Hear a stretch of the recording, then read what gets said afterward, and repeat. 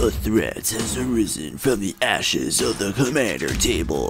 One unlike anything ever seen before in the game of Magic. A moment of decision, truth, and just one more top 10 to leave you wondering if we finally sold out to the YouTube gig. Welcome to the Planeswalker Project. What is up, ladies, gentlemen, and non-binary friends? Welcome to the Planeswalker Project. So let's start selling our soul today for some Klondike bars as we look at the top 10 cards for Commander, the Blue Edition. Coming in at number 10 is Propaganda. This is one of the classic Pillow Fort cards, and it forces opponents to rethink attacking at you, especially if they haven't got the mana to do so. I like having some protection from attacks, and so this is one of the best deterrents that I found. At number 9, Mystical Tudor enters the battlefield. So, one of the best kind of effects in Commander is Tudor effects. Being a 100-card singleton, a lot of decks can find a problem in consistently pulling the cards you need when you need them. It's the beauty of the format, but it's also something a lot of players build to manage. Tudors let you work around it. For a little extra mana, you get to dig through your library to snag that perfect combo piece. Mystical Tudor shoots for either an instant or a sorcery spell, letting you nab up a counter spell or removal spell in a pinch. And at just 1 blue mana, it's not even remotely mana intensive to stress about. One of the best things I love about blue magic is clone abilities, being able to make copies of permanents, and so at number 8 we have the Phyrexian Metamorph. I would say this is perhaps the best clone effect in Commander, effectively costing 3 mana, and being able to copy either a creature or an artifact, giving it double the utility. You need an extra soul ring, equipment, Commander, the Metamorph can become that. You want to copy an opponent's Commander? Go for it. Glen Ehlinger Archmage comes in at number 7.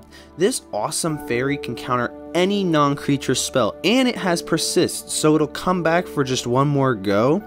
You can easily abuse this card's abilities by giving it a +1/+1 counter to negate that -1/-1 counter, and just lock down anything that isn't a creature. I also recently realized that this can also deal with enchantments and planeswalker spells, as they are non-creature spells. Look at me learning things. At number 6, Deadeye Navigator is the beast of combo pieces. Blink effects are very potent, as they allow once per turn abilities to be abused, and they also let you recycle enter the battlefield triggers. The Navigator lets you do this for only 2 mana, which can easily be sent into infinite combos. I would have to say that this is one of the strongest combo cards in the format at the moment.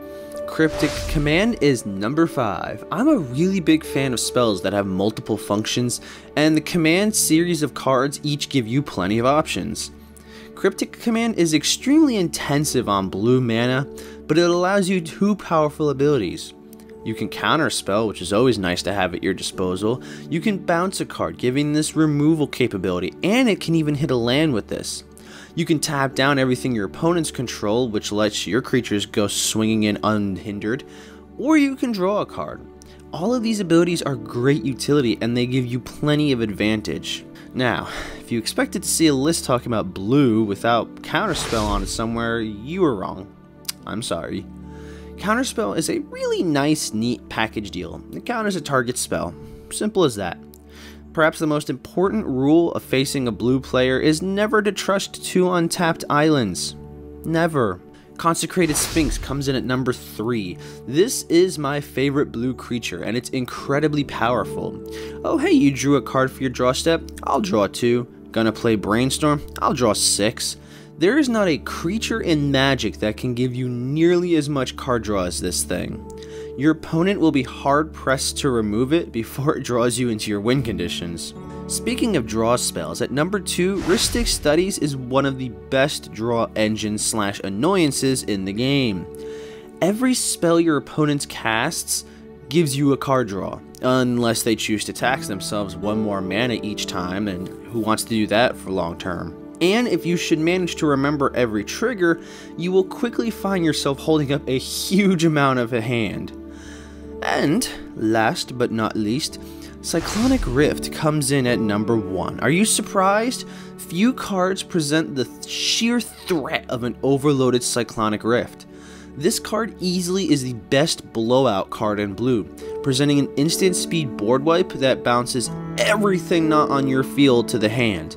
By the time you cast this, it's highly likely your opponents will be held up with quite an impressive board state, and this will devastate them. They will only have their lands left.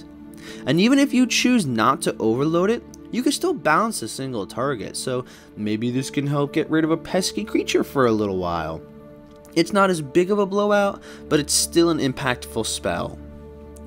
And, of course, I know at least 2 of you are going to say this list is wrong, and that Stormcrow is the best blue card for Commander, so I'll just leave it there.